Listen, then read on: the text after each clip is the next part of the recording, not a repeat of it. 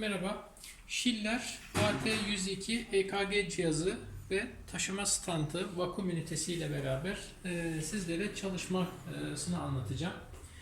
Cihazımız yine 12 kanal fonksiyonuna sahip bir EKG cihazımız. Cihazımızın şekilde görüldüğü üzere bir taşıma standı var. Taşıma standında bir vakum ünitesi var.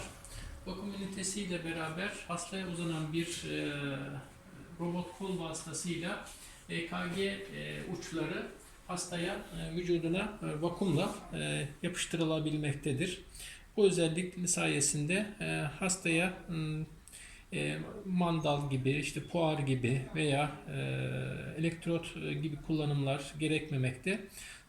Sadece vakumla hastanın EKG çekimi yapılabilmektedir.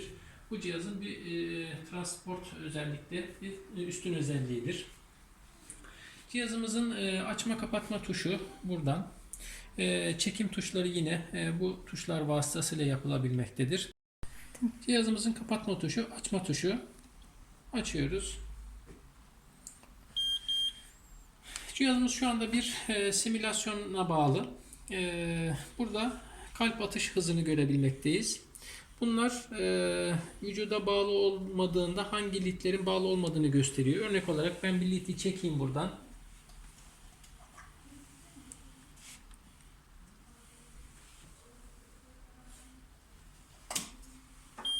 Bakın R ucunu çektim. Şu anda onunla alakalı sinyali vermekte. Bunlardan hangileri bağlı değilse size o şekilde yönerge olarak sizi uyarmaktadır.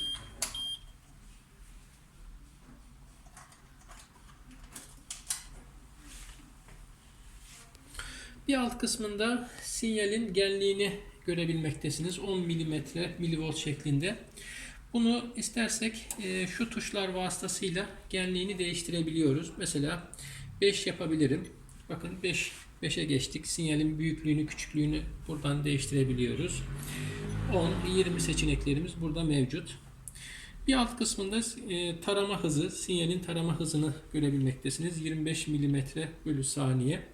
Buradan da yine 25, 50, 5, 10 şeklinde seçeneklerle bunları da yine değiştirebilmekteyiz. Şu anda 1, 2 ve 3 nol derivasyonları görebiliyoruz. Bu tuşa basarak AVR, AVL ve AVF'yi görebilmekteyiz. Yine basarak V1, V2, V3'ü ekranda görebilmekteyiz. V4, V5, V6'yı da yine ekranda bu tuşlar vasıtasıyla izleyebilmekteyiz. Cihazımızda otomatik çekim tuşumuz bu tuşumuz. Yazıcıyı durdurma tuşumuz bu tuşumuz yine. Buradan menü tuşundan hastanın bilgilerini görebilmekteyiz. Eğer bilgileri girebilmek istiyorsak o zaman da bu tuşu kullanıyoruz. Hastanın adını, soyadını, işte cinsiyetini girmek için de bu tuşu kullanıyoruz. Buradan tekrar geri çıkıyoruz. Ondan sonra ekran parlaklığını artma ve azaltma olarak bu tuşları kullanıyoruz. Cihazımızın yazıcısının kağıt yerleştirilmesi bunda biraz farklı. Bunda el ile kesinlikle zorlamıyoruz. Burada bakın bir tuşu var. Bu tuşa bastığımız zaman yazıcı otomatikman kendisi açılıyor.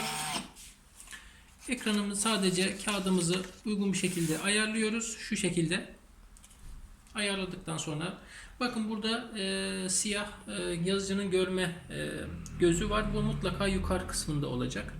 Daha sonra tekrar bu tuşa bastığımız zaman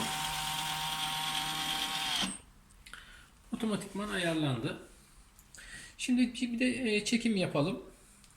Şu an otomatik çekim yapmak istiyorum. Buna basıyorum. Bakın EKG'yi şu anda test ediyor. İlk etapta bu gözü görene kadar boş çıkartabilir. Ondan sonrakilerde bunu yapmayacaktır. Şu gözü mutlaka görmesi gerekiyor ilk kağıtta. Evet, gördükten sonra çekim yapmaya başladı. Bakın 1, 2, 3, AVL, AVF, AVR, sonra V1, V2, V3, V4, V5, V6'yı çıktı olarak size verebiliyor. Yukarı kısımlarda da hastanın işte bilgilerini yine görebilmektesiniz.